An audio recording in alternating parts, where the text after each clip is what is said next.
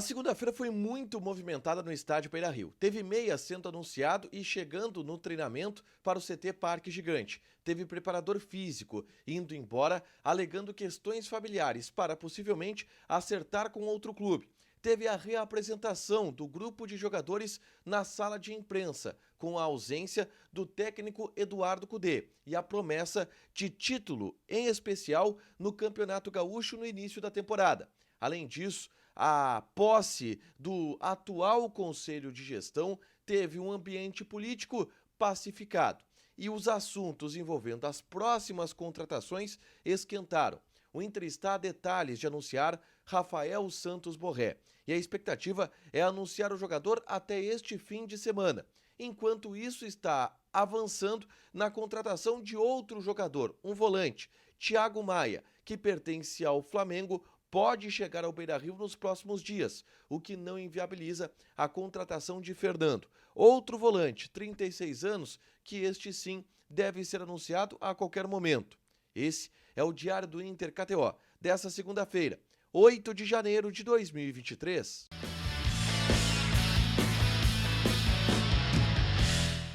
Tudo bem, gente? Obrigado pela participação aqui. Não esquece de deixar teu like, te inscrever, de ativar as notificações para falar do Inter aqui no Adupa. E nesse vídeo eu quero falar de um resumo do que aconteceu de mais importante no Noticiário Colorado ao longo dessa segunda-feira.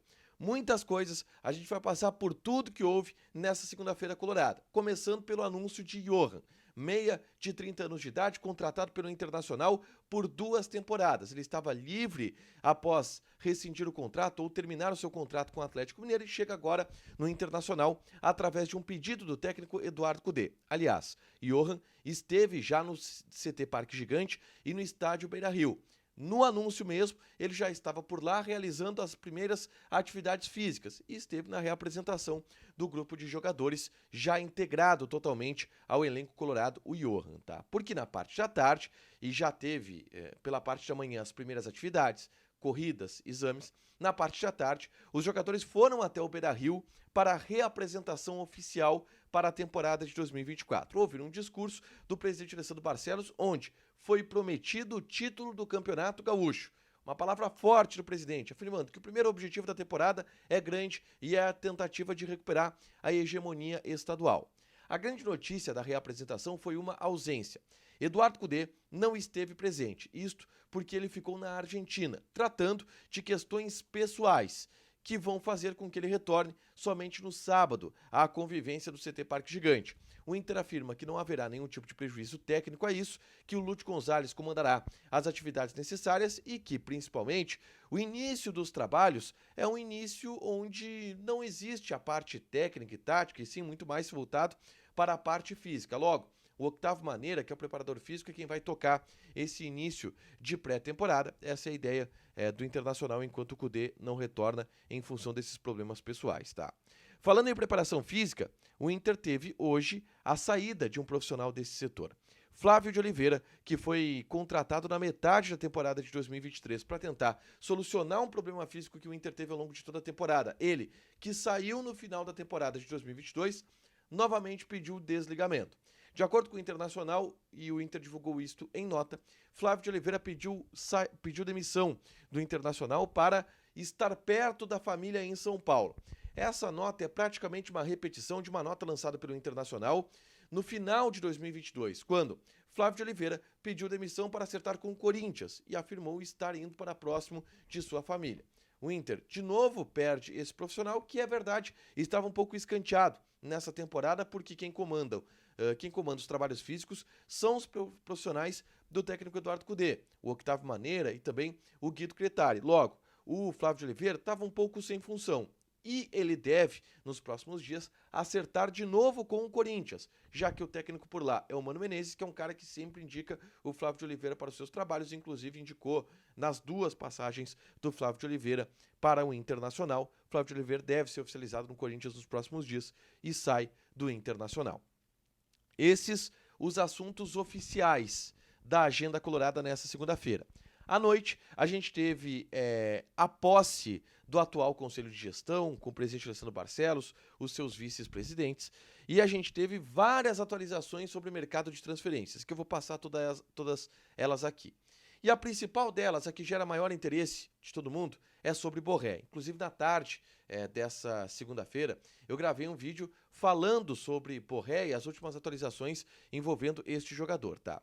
O que eu descobri sobre o Borré no bastidor colorado, que convivi bastante no estádio Beira-Rio nessa segunda-feira?